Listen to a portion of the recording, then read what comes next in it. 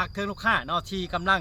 ซอกหาดินปลูกสร้างเด้อลูกค้าเด้อเนาะมีหลายลูกค้าเนาะท้าพ่อค้ากันเข้ามาหลายเนาะระหว่างซื้อดินเนาะในช่วงแรกเนาะหรือว่าในยามฝนเนาะข้อดีแตกต่างกันเด้อลูกค้าเด้อถ้าว่าลูกค้าเนาะซอกซื้อดินในช่วงฤดูฝนเนาะลูกค้าจะเห็นเนาะว่าน้ำอ่างน้ำขังอยู่บอนใดน้ำท่วมอยู่บอนใดดอกดินโน่นดินลุบอยู่ใสลูกค้าจะได้เห็นเด้อลูกค้าเด้อแต่พิเศษโครงการดินแบ่งขายตอนนี้เนาะเพราะว่า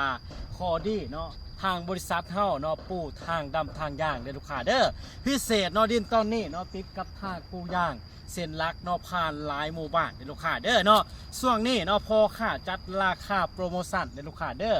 ราคาเริ่มต้นเนาะ99 ล้านกีบเป็นลูกค้าเด้อเป็นราคาเต็มเนาะทาวลูกค้าเนาะจ่ายฮอดตามเงื่อนไขจ่ายฮอดเนาะ30%เนาะพอค่าลดให้ 2% เลยเด้อนอกจากลูกค้าได้ส่วนลด 2% แล้วเนาะหรือว่าได้ของแถมเนาะบ่ว่าจะเป็นกองเตอร์ไพ่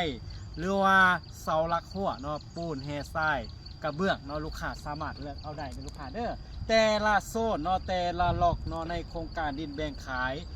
ทุกโซนเนาะปูย่างให้เด้อลูกค้าเด้อเนาะและคลิปนี้เนาะพอค่าพาเครื่องลูกค้าเนาะที่อยู่ต่างคมต่างเขงหรือว่าอยู่ต่างประเทศก็แล้วแต่ที่กำลังสอกหาดินตอนนี้เนาะสนใจเนาะฝากเบอร์ไว้